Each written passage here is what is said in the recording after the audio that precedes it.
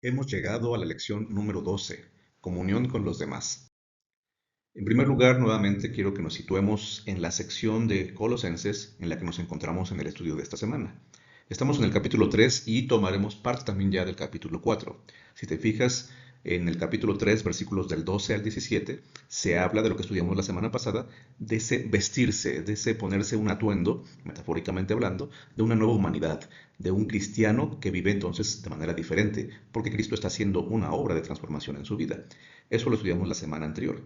Pero en esta ocasión, muy ligado y desprendiéndose de esta misma idea del vestirse, encontramos entonces que hay que reconocer a Jesús también como el Señor.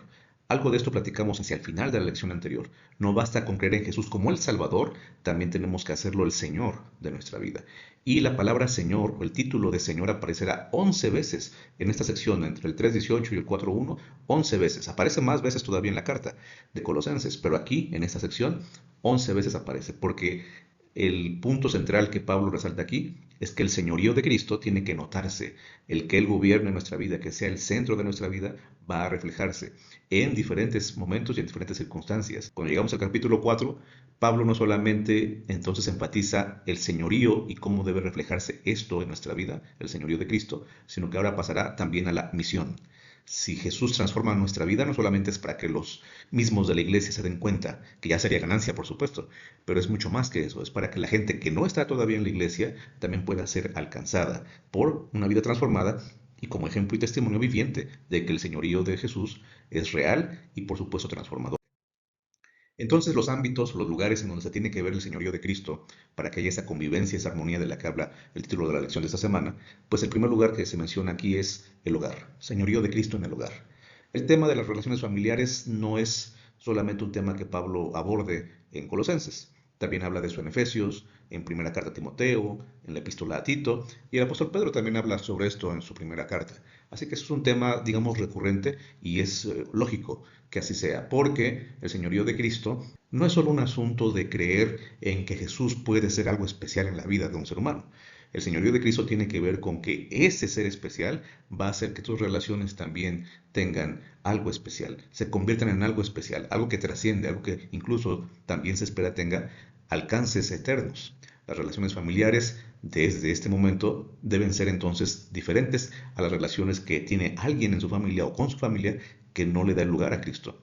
Obviamente es muy amplio el tema, así que solamente te voy a mencionar aquí que si Cristo está transformando la vida de los seres humanos, aquellos que decimos ser cristianos, pues todo eso también debe notarse, en primer lugar, en la lista que hace Pablo aquí, en el hogar, en la casa. Y no siempre es lo más fácil, pero es allí donde el poder transformador de Cristo, el señorío de Cristo, también debe notarse. Pablo habla de someterse o de sujetarse, depende de la versión que estés leyendo. Y cuando habla de esto, básicamente lo que nos está diciendo es que sigamos el ejemplo, el modelo de humildad y sumisión de Cristo, porque conviene en el Señor. Cuando Pablo dice que esto es algo conveniente, nos está diciendo que eso es lo que se espera. Al final de cuentas, esto no solamente es un asunto que tiene que ver con que alguien tenga que sujetarse a otra persona, tiene que ver sobre todo con que el ser humano se sujete a Cristo mismo, el señorío de Cristo, y cuando él aprenda a sujetarse a Cristo, a hacer de Cristo una persona importante en su vida, aprenderá a hacer eso también con las personas con las que se relaciona y estrechamente se relaciona en este caso con los miembros de su familia. Ese sería el ideal a alcanzar. Pero Pablo no se queda hablando solamente del señorío de Cristo en el hogar. Avanza, amplía su perspectiva a otro tipo de relaciones. Sí, todavía en el hogar habla de los hijos. Obedeced a vuestros padres en todo, porque esto agrada al Señor. Seguramente que esto te hace recordar lo que también Pablo dice sobre este tema en Efesios capítulo 6. Pero aquí, en Colosenses 3:20, cuando Pablo escribe que esto agrada al Señor, podemos entender que él se refiere también a esta idea de esto le place al Señor, le es placentero, es algo que él acepta, porque definitivamente les interesa lo que pasa en las relaciones de los padres y de los hijos, les interesa en lo que pasa en esas relaciones que ocurren en el hogar, en la vida cotidiana.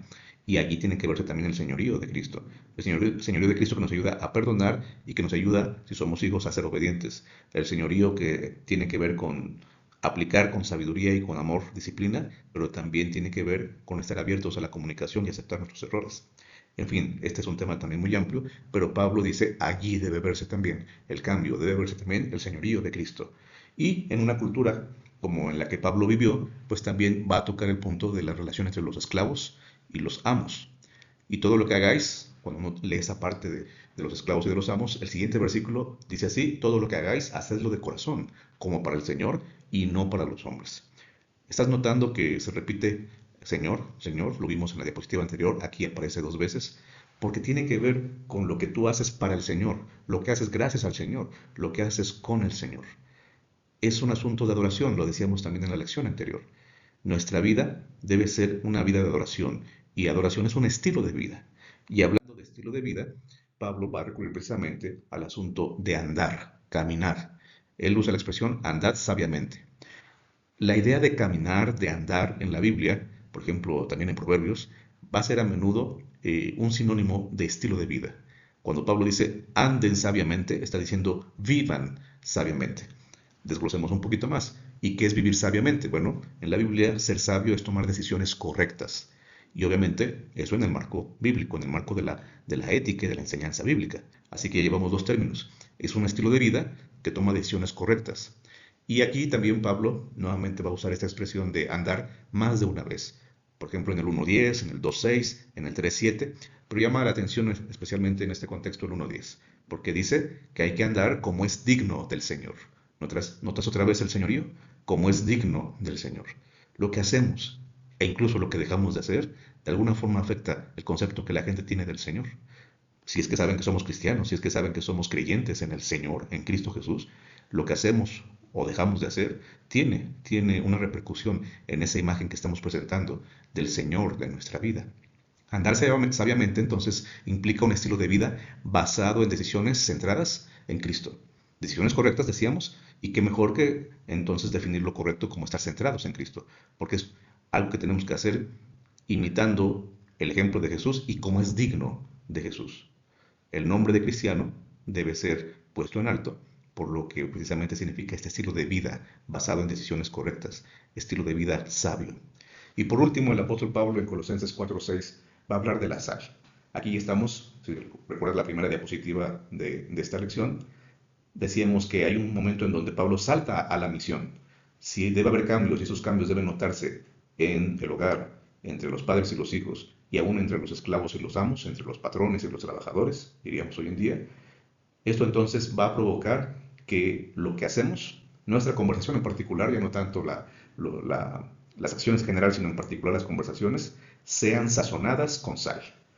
Definitivamente hay mucho que hablar de la sal. Jesús mismo habló de la sal. Pero en el contexto particular de Colosenses 4:6, lo que más probable aplica en este caso es lo que se creía en aquellos días. En la cultura del apóstol Pablo en el primer siglo, si una conversación o un discurso era considerado interesante, estimulante y ameno, ellos decían, está bien sazonado, tiene sal. Por el contrario, un discurso aburrido, un discurso que no estimulaba al oyente a escucharlo, vamos a decir, se quedaba dormido, era un discurso insípido, es decir, no tenía sal. Pablo dice, cuando hables, hables del Señor, cuando hables de tu testimonio, cuando reflejes también a través de la palabra lo que crees y el lugar que le das a Jesús en tu vida, hazlo de una manera estimulante, de una manera interesante. Haz amena esa conversación, que la gente vea que lo que estás diciendo no es la repetición de un rezo o algo parecido, que la gente vea, note que estás poniendo énfasis en algo que es interesante, estimulante, porque tienes sal. Nuestro testimonio debería ser entonces algo vibrante. Debiéramos con emoción, con certeza, con toda la confianza, decirle a la gente que lo que creemos es cierto, que lo que creemos vale la pena, que lo que creemos tiene sentido y nos da trascendencia, nos da esperanza y la certeza de una eternidad con Cristo. El señorío de Cristo debe verse en nuestras relaciones, debe verse en el hogar, debe verse en el trabajo y debe entonces redundar, debe entonces traer como resultado también una mejor participación en la misión de la predicación del Evangelio. No solamente predicamos cuando damos la fe de Jesús o damos alguna campaña de evangelismo, predicamos también cuando le ponemos sal a nuestra plática con esa persona, con ese vecino, con ese compañero de trabajo y le explicamos lo que realmente significa para nosotros Cristo en nuestra vida. Que tu testimonio no sea insípido, que tu testimonio sea una conversación estimulante, interesante, un testimonio vibrante. Piensa en Pablo. Pablo sigue preso. Pablo está en ese arresto domiciliario escribiendo esto. Y seguramente él intentaba ponerlo en práctica. Hablaba seguramente con los soldados, con la gente con la que podía o tenía acceso a hablar.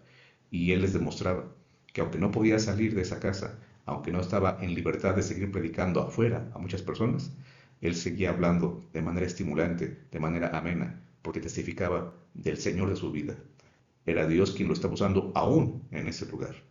No es que Dios quería que Pablo quedara prisionero, sino que Dios hace que aún en momentos donde el ser humano provoca dolor a otras personas, aún allí, Él demuestre su señorío en nuestra vida. Nadie puede arrebatarnos eso. Si Cristo Jesús es tu Señor, tu Salvador y tu Señor, entonces eso se debe notar en tus relaciones, en lo que pasa en la casa, en lo que pasa en el trabajo, en lo que pasa en tu relación con tus hijos, y debe notarse también cuando hablas de Cristo. Sigue hablando de Cristo, permite que la sal siga haciendo su efecto.